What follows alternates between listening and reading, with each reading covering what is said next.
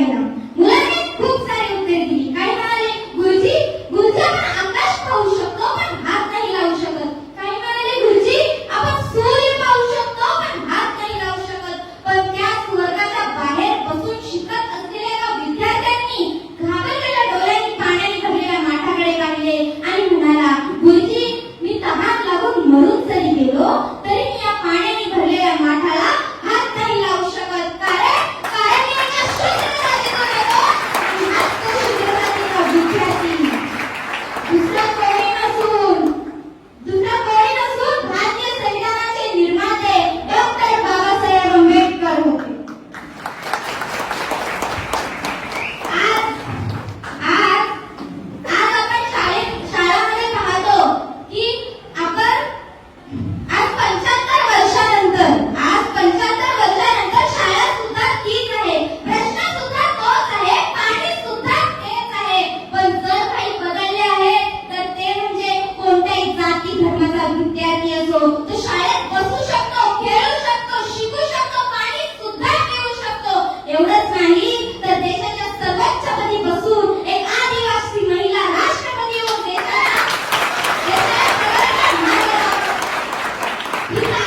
ही ताकद दिली आपल्याला संविधानाने. तुम्हा मिळे जो गणराज्याचा मान, ते भारताचे संविधान, ते भारताचे संविधान. गहन करुणी मला स्मृतीचं संविधानाचा डंका पेटविला. मंथन करुणी दिव्य ज्ञानाचा हा भार जन्माला घातला.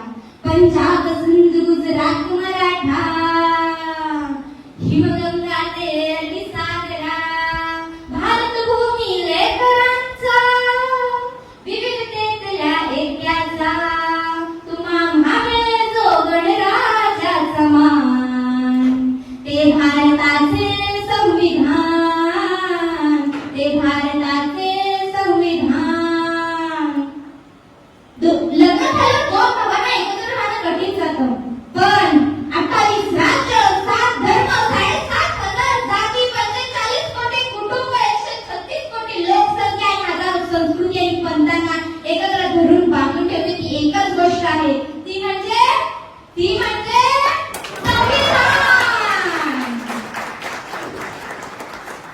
जिथे अभिव्यक्ती, विश्वास आणि श्रद्धा, जिथे दर्जाची संधीची क्षमता, जिथे चेतना, जिथे प्रेरणा, जिथे न्यायाचे वरदान, उपासनाची प्रार्थना, जते साऱ्यांचा स्वाभिमान, जते साऱ्यांचा स्वाभिमान.